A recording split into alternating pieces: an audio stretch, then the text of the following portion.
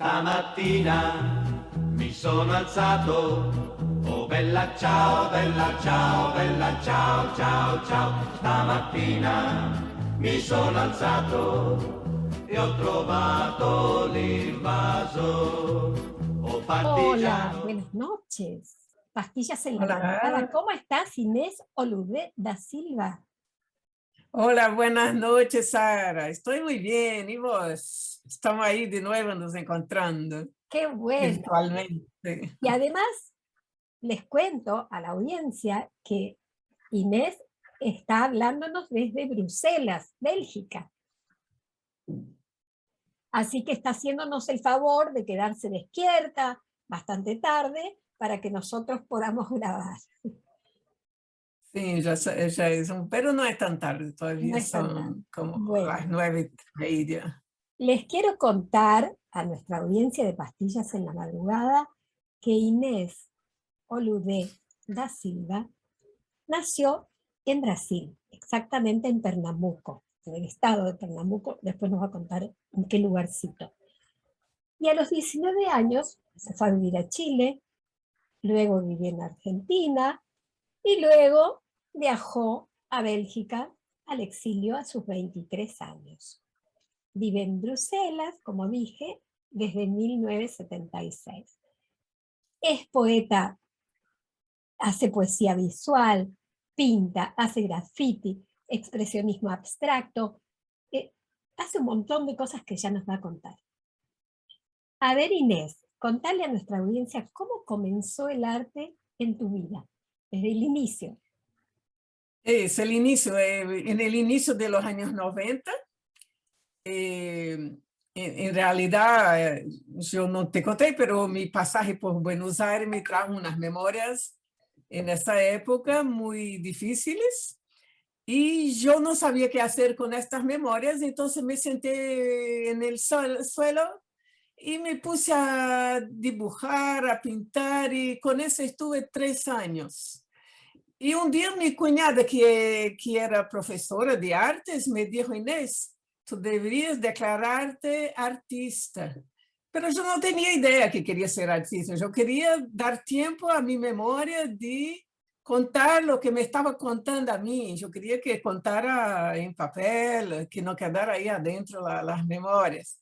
Entonces, yo llevé como 10 años para aceptar que yo era un artista. Y no lo acepté sola, me necesité un poco de técnica, ¿no? Porque ya no conseguía expresar lo que tenía adentro. Entonces yo fui a estudiar un poco de arte, y en la escuela la profesora se dio cuenta que yo ya tenía un estilo, y ella me impulsionó a hacer una primera exposición, me jugó en una exposición donde 4.000 personas vinieron a ver. Entonces en ese momento yo me sentí invadida por el arte y me declaré artista a partir de ahí, pero llevé como 10 años.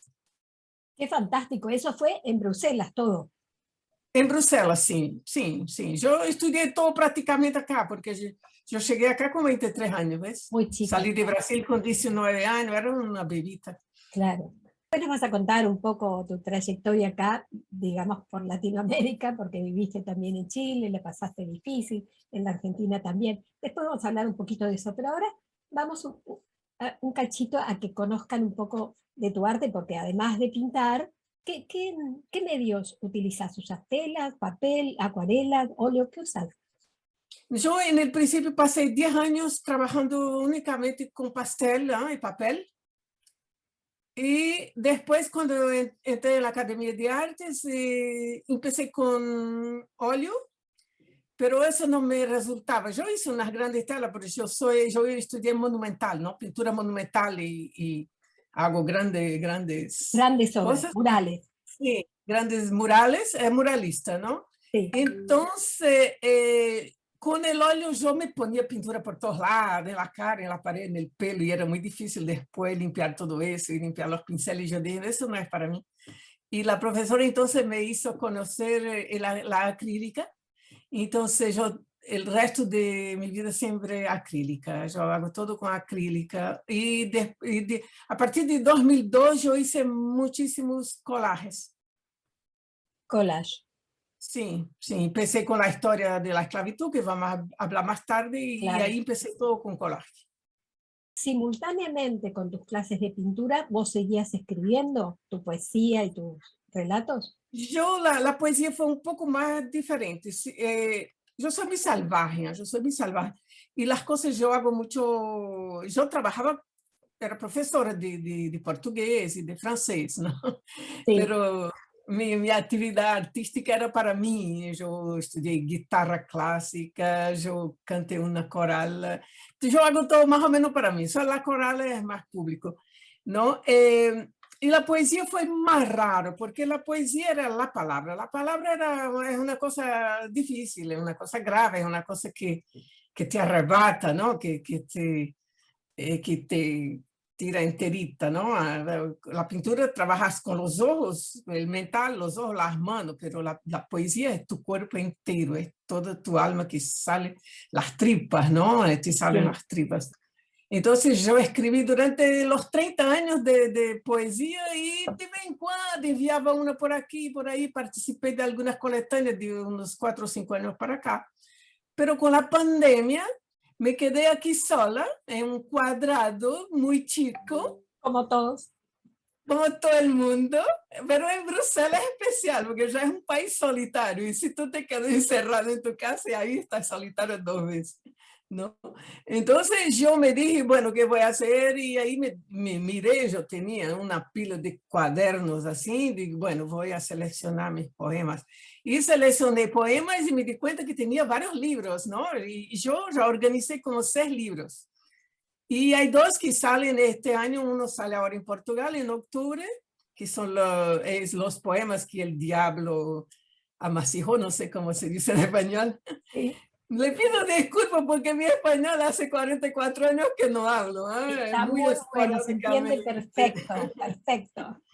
Entonces, ese libro va a salir en Portugal y el otro en Brasil son las cartas de amor y de odio, donde yo cuento mis historias de amor y desamores, y qué sé yo, es mi tango, ¿no? Pero así, todo hecho con poesía, con ironía, con sarcasmo, ¿no? Con muy Quevedo,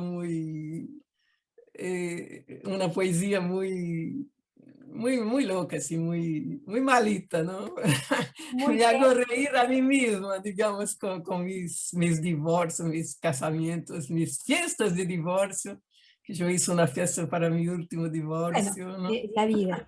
Escucha, La vida. escucha, Inés, y entonces esto es lo bueno que te pasó en pandemia, porque también veamos, fue horrible lo que nos pasa como humanidad, Sí, pero sí, bueno, horrible. esta es la parte creativa y del encierro y de poder escribir y publicar libros, vamos a tomar esa parte buena. Pero al mismo tiempo, pensar lo que pasa en Brasil actualmente es una cosa que me deja loca, ¿no? Entonces yo Claro, tengo que hacer algo para no pensar, porque si no va a explotar. me imagino, me imagino, porque es tremendo. Después vamos a hablar un poquito de eso, de lo cultural y lo político. Pero Ajá. quiero preguntarte un poco más atrás, en 2015, hay una obra colectiva que se llama Brasil y Bélgica, 5 siglos de conexión, en la que participaste. Contanos un poquito esa edición narrativa. Ah, sí, esa obra es de Stoll, un belga que le gusta mucho Brasil. Y él dice, en realidad, salió en 2015, pero él la preparó desde, no sé, 2010, 2009. Fue para cuando Brasil fue el tema de Europalia. Europalia es un programa, una bienal que tiene acá en Bélgica, que invita num país. Então, Sí. durante 8 meses, há atividades do país. Então, o Ajá, Brasil estava representado em todo. Era a época de Lula, de Dilma. Então, estávamos no auge de Brasil. E foi muito lindo. Então, me invitaram a participar nessa obra, porque na época eu organizava a Bienal de Artes Brasileiras de Bruxelas, onde eu exponia artistas brasileiros e outros, não? Porque eu sí, trabalho sí, também com arte claro. postal. Então, minha participação nesse livro foi contar essa aventura dessa Bienal que eu hice aqui durante 3 episódios, não? 6 anos. E que foi muito interessante também. Eu mostrei a cultura brasileira aqui sobre sus aspectos muy lindos y Qué sobre bueno, todo el arte popular. lo interesante de ese país, de Bélgica en particular, de la ciudad en la que vivís, en Bruselas, es el interés que hay por el arte y la cultura latinoamericana, ¿verdad? Es Sí, el respeto, muy gran respeto por todo lo que hacemos, sí. claro. Bueno, sé que además sos la directora de un museo increíble que hay en Bruselas desde hace varios años, sos la directora, y quiero que mi audiencia lo conozca, así vas a contar, vamos a poner el zócalo para que puedan entrar a ese museo de la Valise, que es la historia de la esclavitud. ¿Por qué no nos contás un poquito ese museo? Esa es la historia más increíble de mi vida, ¿no? Porque hace parte de mi vida, de mi historia, de mis orígenes, ¿no? Afro-brasileños. Yo soy negrita, ¿no? Ahí en Buenos Aires me llamaban de Negrita Brasil, La negrita. ¿no? Entonces, sí, la Negrita Brasil. Entonces yo estoy muy ligada con África. Y yo, bueno, con las cuestiones del racismo en Brasil, con las cuestiones de la prisión que yo viví, la vida, la historia que tuve en Chile, Argentina y todo eso, y Brasil, yo me pregunté por qué yo fui víctima de tantas cosas en mi vida. Y en esa noche yo soñé que estaba yendo a África, en una especie de peregrinaje increíble. Y es un sueño que nunca esquecí, que nunca olvidé, que lo escribí y todo, ¿no? Y 2 días después encontré acá en el barrio africano una chica que yo conocía a años y me preguntó, Inés, nosotros nos conocemos a años y nunca nos hablamos, vamos a un café, tomar una cosa y conocernos. Y fui. Y ahí me preguntó lo que yo hacía, y yo digo, yo hago unas búsquedas ahí sobre la historia de la esclavitud, porque corresponde a mi historia. Ah, tú tienes que ir a África porque va a acontecer ahí el Festival de Cinema, documentário sobre la esclavitud. Y yo fui a Benín, y ya fui como jurado del festival, ¿ves? Mirá, Y qué fue una piada increíble. increíble porque encontré ahí con todos los cineastas africanos, americanos y de todos los lados que En trabajaban qué el ciudad tema de de la África? ¿En qué ciudad? Benín, Ve, en Cotonou, Cotonou. Así maravillosa, donde yo conocí mucha gente, donde fui al vudú y me dieron el nombre de Oludé, ¿no? Que significa el mundo llegó, ¿el ¿no? O mundo? la vida, el mundo llegó, Sí. o la vida llegó. Ujú. Entonces, yo era como si, tú ves que los esclavos que se fueron a Brasil era la muerte. Y yo que volví, la vida llegó, entonces me dieron el nombre de Oludé en el vudú. Y es una cosa para mí muy, muy, muy importante. Y cuando yo visité ahí Huidá, la puerta del no retorno, donde está la ruta de la esclavitud que la UNESCO hizo, hay una montaje un poco, una narrativa, ¿no? Entonces yo me dije, esa narrativa no está muy buena, yo voy a contarla de otra manera porque esa historia no me conviene. Tenía ahí una plaza con el nombre del más gran negrero del mundo, que era un brasileño, en Mira, homenaje, un museo, todo para él. Yo dije, ¿qué es eso? Era un héroe. Y yo digo, no, esa historia no está bien contada, la voy a contar yo. está Entonces, muy bien. todos los papeles que yo tuve aquí, empecé a hacer colajes y contar la historia a partir de mi visión de la cosa, de testemunhos de mi familia, porque yo conocí gente que vivió el final de la esclavitud en Brasil. Mi padre nació en 1915, la abolición de la esclavitud en Brasil fue en 88, ¿no? En 1888, es decir, Claro. havia todavia coisas em la família. Tenho aí família minha que vive aí ao lado do Quilombo e que tem primos meus todavía aí no Quilombo. Quilombo em Brasil não é o mesmo que em No es lo Buenos mismo Aires. que en Argentina. Contarle a la É audiencia que comunidade negra. É ese es el comunidade quilombo. pajenque. Pero yo creo que viene de ahí, porque para los blancos un quilombo era los negros que se rebelaban, entonces para ellos era malo, ¿ves? Claro, claro. Yo creo De que ahí viene de ahí, debemos haber tomado ese nombre. creo que sí. Pero entonces esa historia empezó así, y en 2004 fueron los 200 años de Haití, ¿no? De la Sí, revolución sí, en Haití. sí. Y la UNESCO supo de mi trabajo y me invitaron si yo no quería pasar ahí a exponer el trabajo. Yo lo hice. Y bueno, hubo mucha gente, fue una fiesta muy increíble, ¿no? Para Haití. Y a partir de ahí yo empecé entonces a exponer la cosa, y como yo viajaba por todos lados y todo entraba en una valija, yo llamé Museo Valija de la Historia de la Esclavitud. Qué bueno.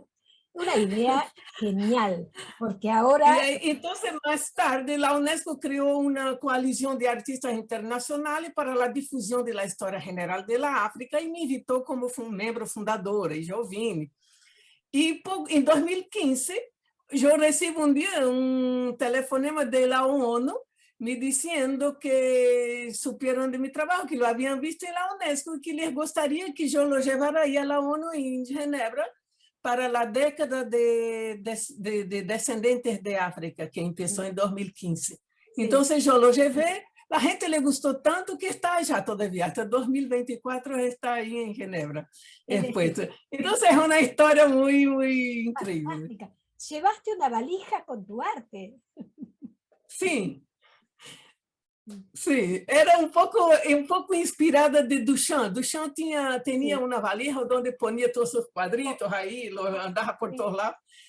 Y yo ando con mi valija. Está Já he bueno. ido por todos lados, já he ido a Estados Unidos, já he ido a Haití, já he ido a Brasil, já he ido qué sé yo, a Alemania, a Francia, a Ginebra, ya estuve en tantos países Con tu esa valija. exposición. Con tu Y valija. siempre suscita mucho entusiasmo, porque mi manera de contar es muy poética, es Claro. dura, pero al mismo tiempo es muy poética. Claro, es duro todo lo que contás porque es la historia de la esclavitud, ni más ni menos. Sí, ¿qué queréis? ¿Qué queréis? Claro. Así que, bueno, fantástico. Y bueno, y de ahí se generó este museo de la valija. Sí, esa valija museo, en realidad. Qué bueno. ¿Y hace cuántos Sí. años que sos directora ahí en Bruselas de este museo? Desde 2002, ¿eh? Qué bueno. Genial. Y con la UNESCO seguís trabajando y, bueno, tu obra está ahí en Sí, sí, Ginebra. sí, siempre que hay algo ellos me llaman y todo eso. Vamos a poner aquí en el Zócalo para nuestra audiencia cómo pueden entrar al link de ver el museo de la valise o de la valija. Que Dita, a lo mejor vengo a Buenos Aires un día. Ay, Yo nunca he eso. devolvido a Argentina, pero me gustaría devolver a Argentina. Sí, tenés que volver y cuando vuelvas hacemos una pastilla directo acá, esperemos que sea post pandemia, así ya lo hacemos presencial. Eso. Con seguridad, con toda seguridad. Bueno, si te parece, quiero poner un pequeño clip que junté de algunas de tus obras, tanto pinturas como colecciones, y después nos contás. Es un pequeño clip, ¿te parece? ¿Ya?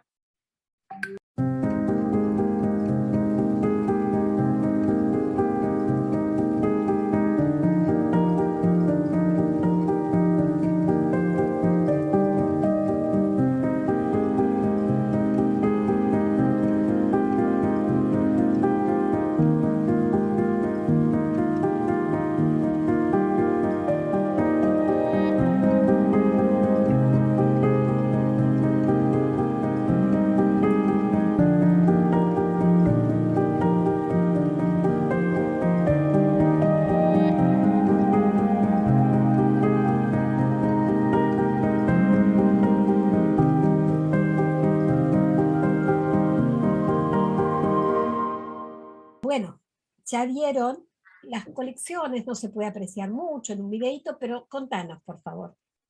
Mira, mi obra, como viste, es muy eclética, ¿no? Yo tengo todo un trabajo de arte de expresionismo abstracto, que se podría decir, que es un trabajo de pintura monumental, pero yo trabajé muchas otras cosas. Yo trabajé mucho con arte postal, no me gusta mucho el arte postal, los collages.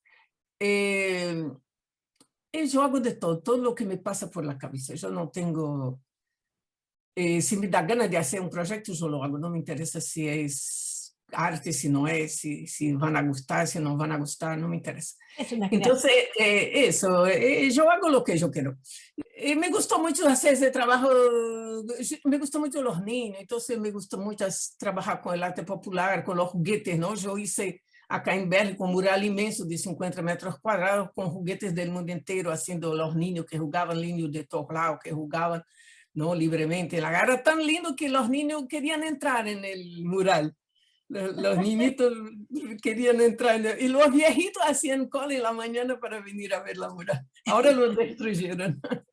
Me gusta trabajar con niños. Yo hice mural en Brasil también.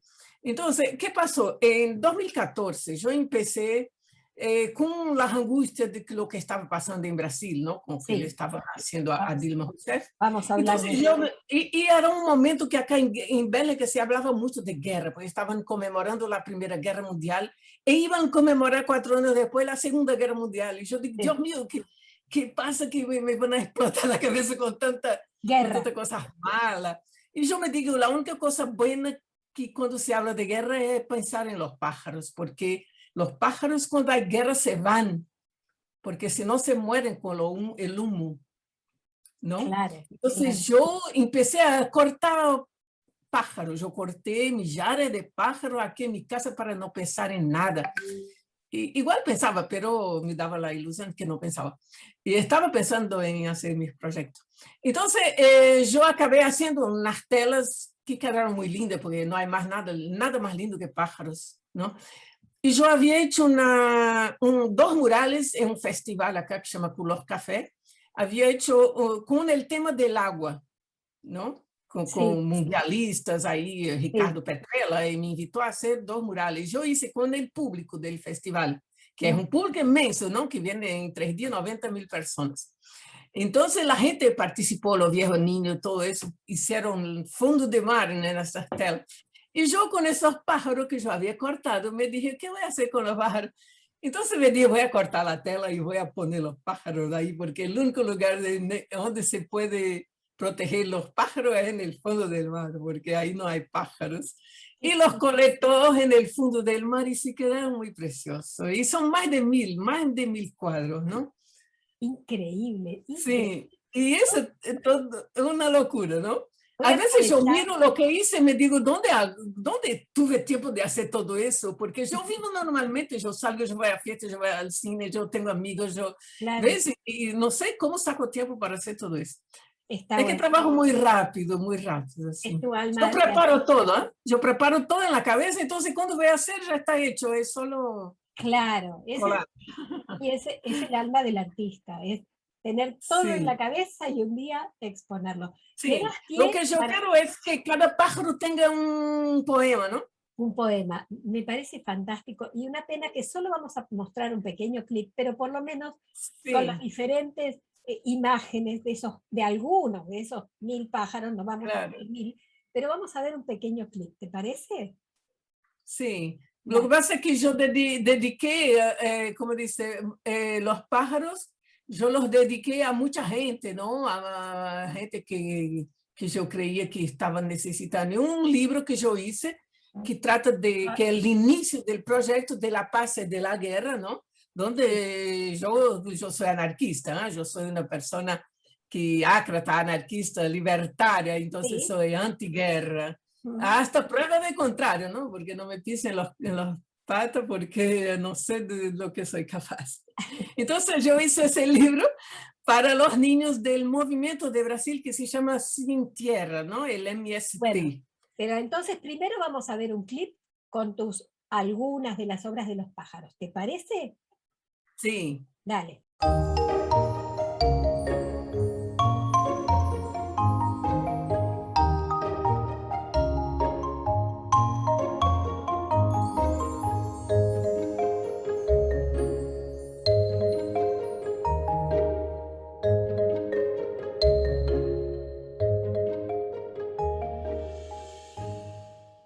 Bueno, ya vieron algunos de los 1.000 pájaros. Por favor, contanos, ¿en qué están hechos estos pájaros? ¿Son collage? ¿Cómo los metiste dentro del agua? A ver, ¿cómo es esto de los 1.000 pájaros? Eso de los 1.000 pájaros son pájaros dedicados a mucha gente que yo hice para un momento donde se hablaba mucho de guerra acá en Bélgica, eso es lo ¿no? que nos habías contado. Sí. Eso, entonces yo hice un libro con pájaros dedicado a los niños del MST, que son niños en Brasil que viven en guerra. Ellos nacen en guerra porque ellos no tienen tierra y los terratenientes les hace la guerra. Son los que Entonces se yo llaman dedico los sin tierra. MST. los sin tierra, sí. Sí. MST, Movimiento Sin Tierra. Y esos Sí. niños son atacados, esa gente Increíble. es atacada por los Siglo terratenientes. XXI, Inés, no te puedo creer. Siglo XXI, tenemos niños que Sí, sufren eso. sí, viven en guerra. Ellos nacen en guerra porque los atacan los terratenientes, ¿no? Y el gobierno, el Estado los ataca actualmente, les quiere sacar la tierra, como quieren sacar la tierra a los negros y a los indios, ¿no? Sí, Los quilombolas y los indios le están haciendo de todo para sacarle las tierras. sí. Y como tenemos un gobierno nazista, ¿qué cree? Pero estamos resistiendo, la gente está resistiendo y luchando. Entonces, Así esos es. pájaros yo los hice Sí, en una tela que es un fondo de mar, en realidad, que yo había hecho con claro, en un festival. claro. Y entonces los colé ahí porque es un lugar donde no los van a buscar. No, claro, Están están protegidos ahí, protegidos ¿no? por el agua del mar. Y ¿ves? Yo tengo una cabeza de niño, tengo 3 años, los poetas tienen 3 años, todos ellos. Bueno, el único lugar del mundo donde no hay pájaros es el fondo del mar. Muy bueno. Bueno, ahora tiene. Lo llevé a sumergirse en las aguas profundas de Oiá, que aumenta los mananciales de los Claro. ríos bañados por la luz del sol poniente. Inés, Eso me anima a los paisajes que me exaltan y me alaban. En estas tierras extranjeras, la luz trae y atrae más cerca de mí el principio y el fin. El principio del fin, el comienzo del mundo. Entonces yo explico un poquito. Oiá es una entidad del candomblé de Brasil que es del agua, en el vudú. Sí. Bueno, que no conocemos, pero la verdad que amamos. Pero sabes que ahí en Buenos Aires hay muchísima gente que sigue el candomblé de Brasil, ¿eh? Sí. Es medio escondido, pero ya en la época cuando yo vivía ahí. Ya me vas a dar la data, porque necesito ahora post pandemia ir a bailar candombe. Sí, yo escribí un cuento que se llama Ebó en Buenos Aires, que Ajá. trata de una señora ahí, antes que yo estuviera presa, la señora me pidió que yo le hiciera una magia para encontrar un marido, y era muy viejita, tenía como 70 años. ¿Y encontró? No sé, yo le hice la magia, pero no sé si encontró porque yo fui presa. Bueno, seguramente sí. Pero escribí el cuento es muy lindo. Bueno, a ver, contanos un poco los proyectos, ya nos queda poco tiempo, nos encanta seguir charlando con vos porque tenés 1000 cosas para hablar, pero como sé que vas a venir a Buenos Aires, vamos a hacer otra pasada. Sí, un día voy. Yo quiero llevar esos 1000 pájaros al museo ahí, hay un gran museo de arte contemporánea ahí. Se llama Elba, no, algo así. Malva. Alba. Ese es el Museo de Arte Latinoamericano, sí. Eso, sueño en poner ahí mis pájaros. Tus obras tienen que venir al Malva, prometido. Sí. Pero mis proyectos ahora son poéticos, ¿no? Yo voy a ocuparme de poesía, de esos libros, porque yo tengo como 6 libros que están engatillados, uno sobre la esclavitud, que son poemas, todos poemas, ¿no? Otro de cuentos, otro sobre, bueno, los 2 que van a salir este año. Estoy contando una especie de epopeya donde yo cuento la llegada de los europeos en América Latina y los portugueses en Brasil, y es pura, como se dice, ironía, ¿no? Es claro. sarcasmo, y cuento la historia de manera medio cínica, ¿no? Y uno que para mí creo que va a ser uno muy importante porque va a tratar de mi poesía política. Qué bueno. ¿No? De mis actividades como anarquista, como activista y subversiva, ¿no? Eso es mi legado para las futuras generaciones, donde hablo de la Segunda Guerra, hablo de campos de concentración, pongo poetas de otras épocas, y ese libro creo que va a ser muy importante para mí, sí. Bueno, prometido. Vamos a poner el Zócalo, cómo pueden encontrar tu obra o leer algo, y dónde pueden encontrar los libros. Inés, nos encantó charlar con vos, el tiempo es tirano. Sí, verdad. Es así. Así que, bueno, tenés muchos proyectos post pandemia y uno de ellos es Buenos Aires, así que te esperamos. Sí, sí, todos los proyectos pueden ir a Buenos Aires. Pero quería llevar los pájaros porque hay un poema que he escribido hace unos 15 días que se llama Pájaro en el patio. ¿Tú sabes de qué se trata? Sí, ¿lo podés leer? ¿Lo tenés ahí? No, porque no está traducido. Ah, bueno, no importa. Sí, no, pero No sé yo de qué se trata. hablo de, ¿sabes lo que se trata? Hablo de la prisión de Villa Devoto, De la donde libertad. había 17 puertas entre mí y el mundo, 17 condenas entre mí y qué sé yo cuento toda una cosa y en el final me río del general Videla, ¿no? Porque lo encontraron muerto en su baño y Sí. yo me dije que es una muerte muy melancólica para un general tan poderoso. Y le digo, general, usted me puso en un cuadrado dentro de un cuadrado y ahora está en un cuadrado mucho más apretado. Mucho más. Y antes usted que yo. Me encantó esa metáfora. Inés, Y antes usted que yo. una palabra de aliento para el futuro de Latinoamérica, por favor. Sabemos que Brasil está para abajo, pero danos una palabra de aliento. Sí, por favor, no voten Macri de nuevo, argentino, no sean tontos, si no le va a pasar lo que está pasando con nosotros en Brasil. Fuera Macri, fuera Bolsonaro, fuera todos los nazistas de América Latina. Vamos para allá. Besos a todos. Enorme. Muchas gracias, Inés. Gracias a vos, fue muy lindo, estoy muy feliz. Chao. Chao, Buenos Aires. Hasta la próxima. Chao.